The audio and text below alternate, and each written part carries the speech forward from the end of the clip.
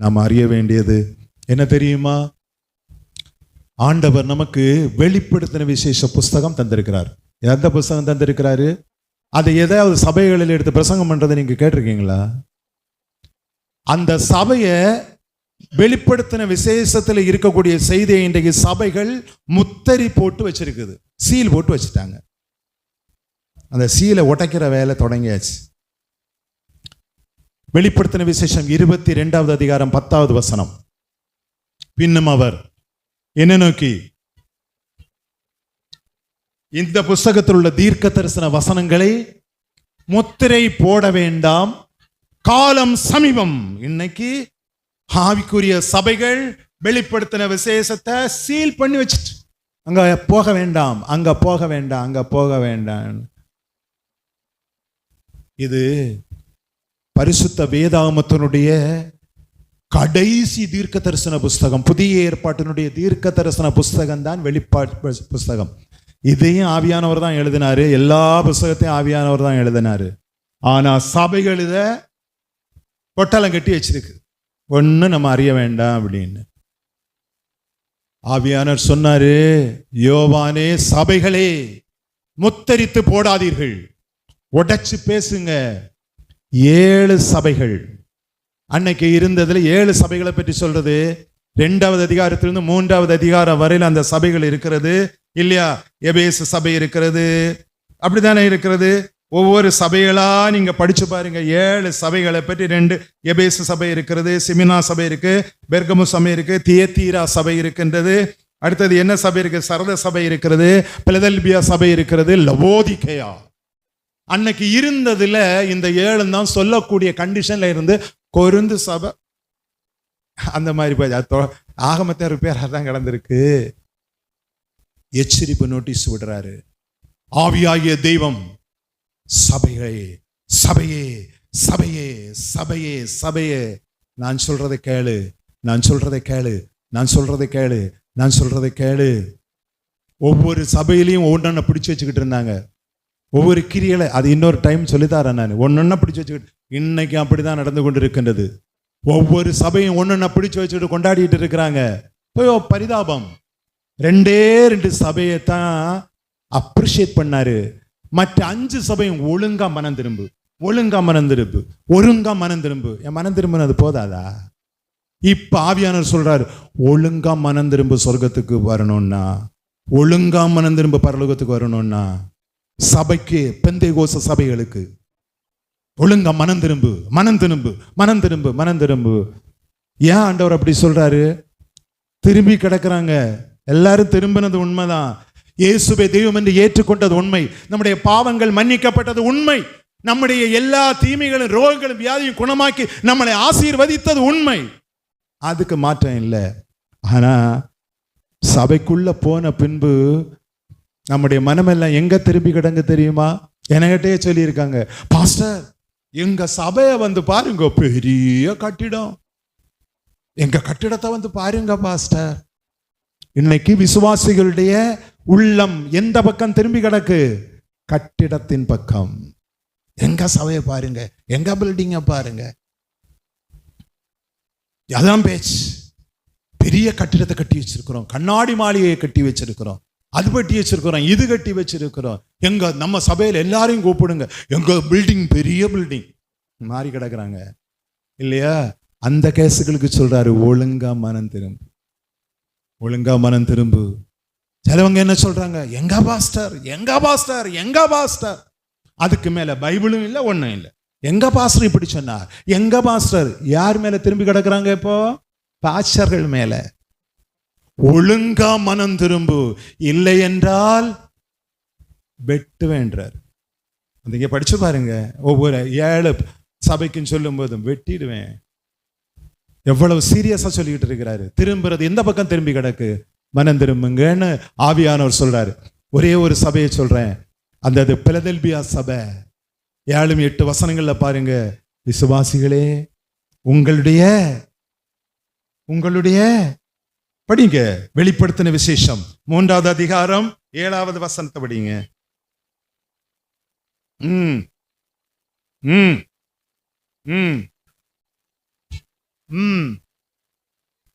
ம் ம் பூட்டுகிற சாந்தமா சொல்றாரு. நோவா காலத்தினுடைய பேழையை பற்றி சொல்றாரு இல்லையா? மற்றவங்களை எல்லாம் சொல்லும்போது கடூரமானன்னு பேசுவாரு. அடுத்து 8வது வசனம், உன் கிரியைகளை அறிந்திருக்கிறேன், உனக்கு கொஞ்சம் பலன் இருந்தும் என் நாமத்தை நீ மறுதலிக்கவே இல்லையாப்பா. கொஞ்சம் ஃபெய்த் தான், ஆண்டவரை பற்றின அறிவு ரொம்ப இல்லை. ஆனா நீ மறுதலிக்கக்கூடிய எவ்வளவோ சந்தர்ப்பம் உங்களுக்கு வந்தது, பலவீனம் வந்தது, சுகம் ஆகல, எவ்வளவோ கேட்டு பார்த்த. ஆனா ஒண்ணு மாதிரி திரும்ப வந்து கொண்டு இருக்கு. கொஞ்சம் பலன் இருந்தும் என் நாமத்தை மறுதலிக்க உனக்கு நிறைய சான்ஸ் வந்தது. உன்னை நிறைய பேர் உதவி செய்தவங்க உங்களை ஏமாத்தி இருப்பாங்க இல்லையா? அதனால ஒரு மன உடைச்சல் நமக்கு வந்திருக்கலாம். அப்ப ஆவியானவர் சொல்றாரு, இல்லப்பா, நீ பின்மாறதுக்கு தகுந்த தருணங்கள் நிறைய உனக்கு சம்பவித்தது. என் நாமத்தை மறுதலிக்கவே இல்லை. என் நாமத்தை நீ என்ன செய்யல? மறுதலிக்கவே இல்லை. டாம் டூம் எல்லாம் பெரிய அற்புதம் அதிசயம் எல்லாம் உங்க வாழ்க்கையில நீங்க காணவும் இல்லை. என்ன மறுதலிக்கல. உன் கிரியையை நான் அறிஞ்சிருக்கிறேன். உன்னுடைய செயல்பாடு தொடர்ந்து நடந்து கொண்டிருக்கிறது. கிரியை, உன் வேலைகளை, தந்த குடும்பத்தை நடத்துறீங்க, தந்த வேலையை சூப்பரா பண்ணுனீங்க இல்லையா? என்ன பொறுப்பை நீங்க எடுத்தீங்களோ அருமையா பண்ணுனீங்க. அதுல நீங்க என்ன செய்யல? எதுலையுமே நீங்க டூப்ளிகேட் பண்ணல. உங்களை யாரும் மெச்சவும் இல்லை. உங்களுக்கு வேலை ஸ்தலத்துல நீங்க பல பேருக்கு நிறைய ஹெல்ப் பண்ணிருக்கீங்கப்பா.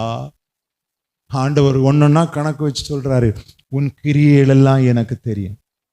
மற்றவங்க எல்லாம் ஏமாற்றி மோசடி செய்து வேலை செய்கிறவங்க, கம்பெனியில கவர்மெண்ட்ல வேலை செய்கிறவங்க நிறைய பேர் டூப்ளிகேட்ல வண்டி ஓடி நடக்குது போது. அந்த இடத்துல உண்மையாய் நேரத்தோடு வேலைக்கு போனாய், நேரமா உன்னால் முடிஞ்ச அளவுக்கு உதவி செய். அவர்கள் லஞ்சம் வாங்கும் போது நீ லஞ்சம் வாங்காம நன்மை செய்தாய். நீ இது என் வேலை என்று சொல்லி அன்னைக்கு வந்த அற்ப பணத்தையும் நீ துட்சியமா நினைச்சு நீ ஏழைகளுக்கு நன்மை செய்தாய். உன் கிரியைகள் இங்க என்ன இருக்குது? அதான உன்னுடைய செயல்கள். எங்க ஊழியத்திலையும் கிரியை செய்கிற ஊழியம் தான் எனக்கு ஊழியம். நிறைய பேருக்கு முடிஞ்ச அளவு ஹெல்ப். பாவம் அந்த பக்கம் போனேன், அங்க வாங்கிக்கிட்டு அல்லேலூயா சந்தோஷம், நோ ப்ராப்ளம்.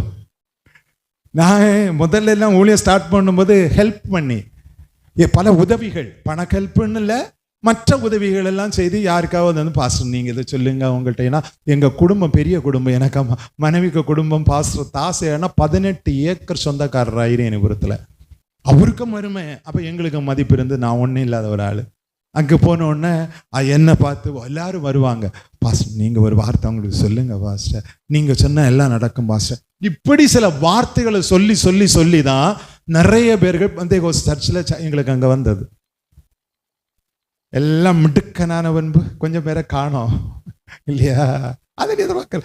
அவங்களை வாழ வைத்தாய், அவங்களுக்கு வாழ்வு கொடுத்தாய், அவ்வளவுதான் நம்முடைய ஒர்க்கு இல்லையா? உன் கிரியைகளை நான் அறிந்திருக்கிறேன். கிரியை செய்யறதுக்கு தான் தேவன் நம்மளை ரட்சித்தார். கிரியை செய்வதற்கு ரட்சித்தார், வேற ஒண்ணுக்கு ரட்சிக்கல.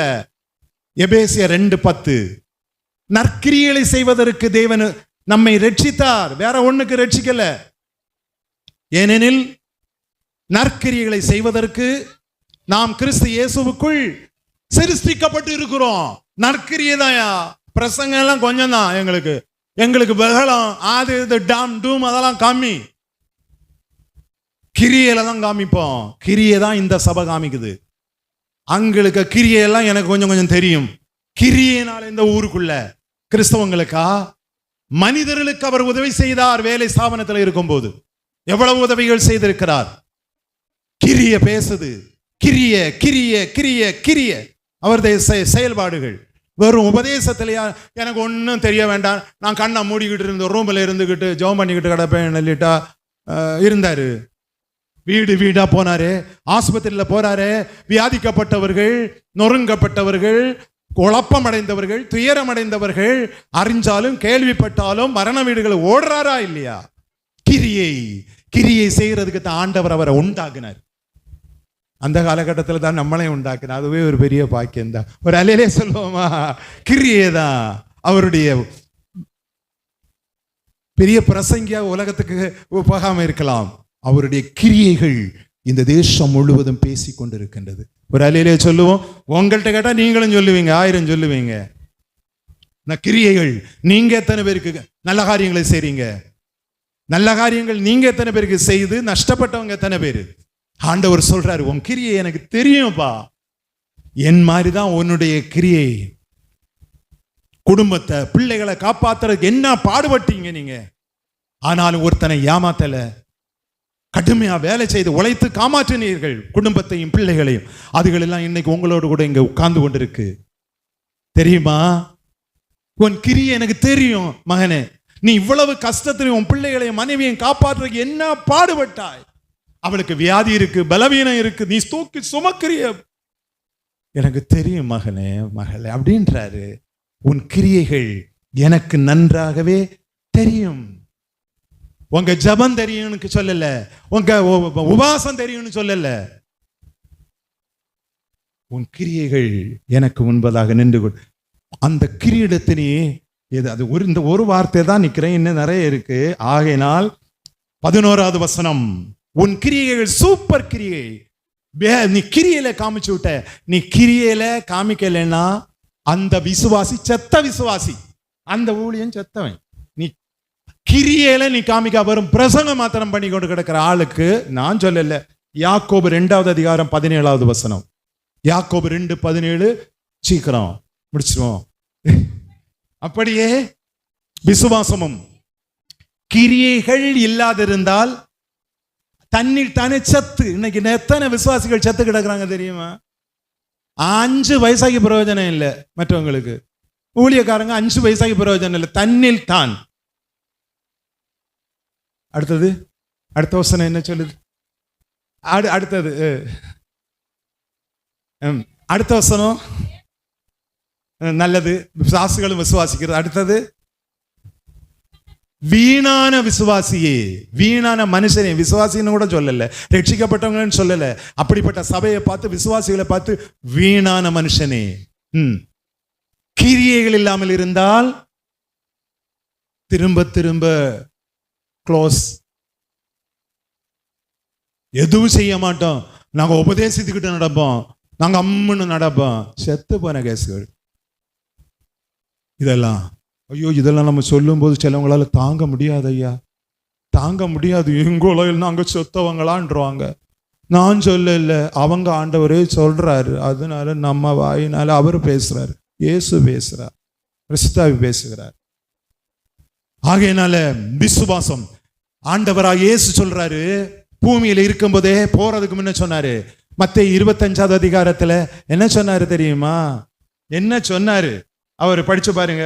மத்தேயு 25 ரொம்ப முக்கியமானது, கடைசி பிரசங்கமாக்குதெல்லாம் ரொம்ப ரொம்ப முக்கியம்.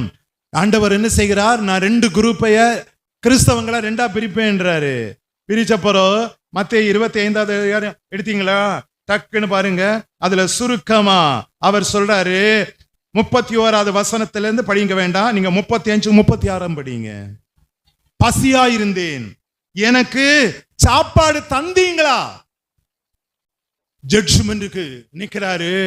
இங்க இருந்து போன கேசுகள் எல்லாம், உயிரோட போன கேசுகளும் எடுக்கப்பட்ட கேசுகளும் பூமியில இருந்து போன கேசுகளும் எல்லாம் விடுறாரு. எல்லாம் நிக்கிறாங்க ஜட்ஜ்மெண்ட். நான் பசியா இருந்தேன், எனக்கு போஜனம் தந்தீர்கள். எனக்கு சாப்பாடு இல்லை, கஞ்சியாவது கொடுத்தீங்களா? பசி நான் இங்க கொடுக்க மாட்டோம்.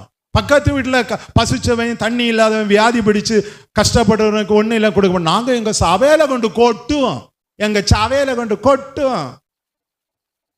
கொட்டுங்க, கடைசியில் என்ன கிடைக்க போகுது பாருங்க. பசியா இருந்தேன், எனக்கு போஜனம் கொடுத்தீர்கள். தாகமாயிருந்தேன், என் தாகத்தை தீர்த்தீர்கள். எனக்கு பசிக்காது, எனக்கு தாகம் வராது. நகுன ஆளுகளுக்கு நினைப்பு, ஒரு ஏழை வருவான், களைப்பா ஒருவர் வந்துருவாங்க, பார்க்கும்போது எடுக்கும்போது அவர்களுக்கு கேட்டவரவா கொடுக்கணும். இதெல்லாம் கொடுத்தீர்கள். ஒரு கூட்டத்தை சொல்றாரு, ஒரு கூட்டத்தை பார்த்து சொல்றாரு, நீங்க கொடுத்தீங்கன்னு. அவங்கள ஆன்னு பார்த்துக்கிட்டு இருக்கிறாங்க. என்ன ஆண்டவர், வலது பக்கத்தும் இடது பக்கம் 2ஆ பிரிச்சு வச்சு சொல்றாரு. அடுத்தது, அந்நியனாயிருந்தேன், என்னை சேர்த்து கொண்டீர்கள் அனாதைகள், பரதேசிகள், திக்கற்றவர்கள், விதவைகள் என்று சொல்லி. கண்ணு நமக்கு போகுதா?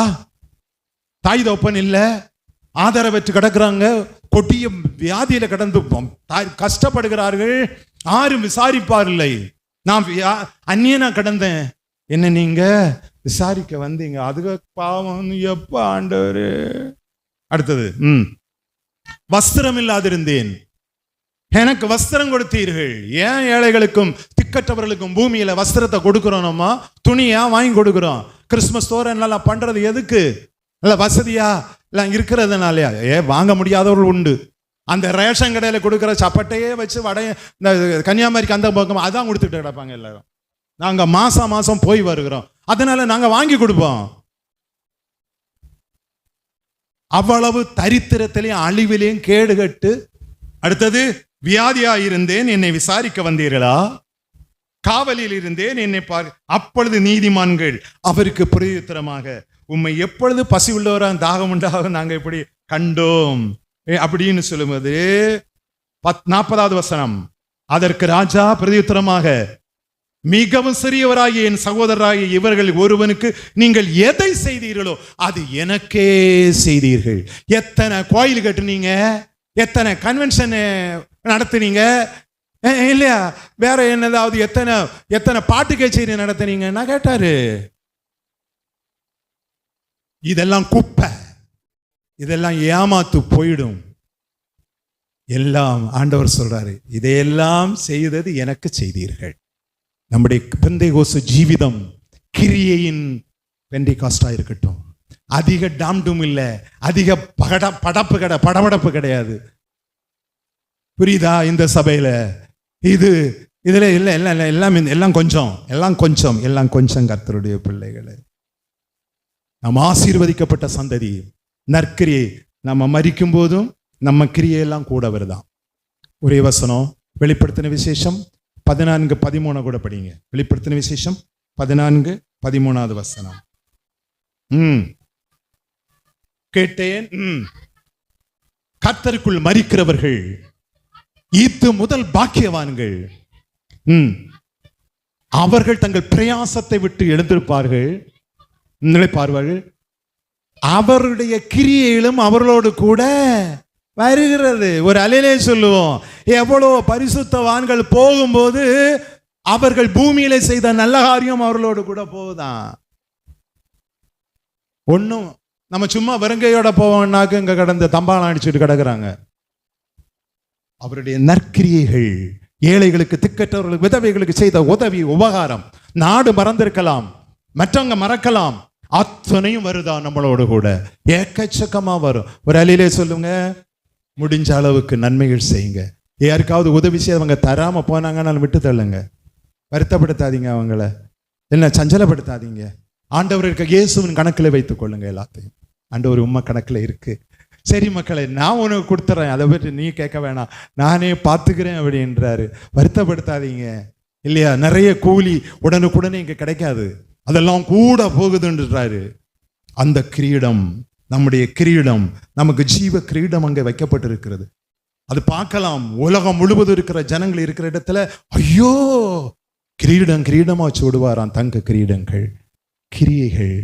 பெந்தைகோஸ், இதுதான் உண்மையான பெந்தைகோஸ் சபைன்றது. இதுக்குள்ள இருக்கிற தேவ பிள்ளைகளே, உங்களுக்குள்ள இருக்கிற அந்த கிரீடத்தை ஒருவனும் பறிக்காதபடிக்கு என்ன செய்யுங்க, பத்திரமா பாதுகாத்துக்கின்றாரு. உங்களை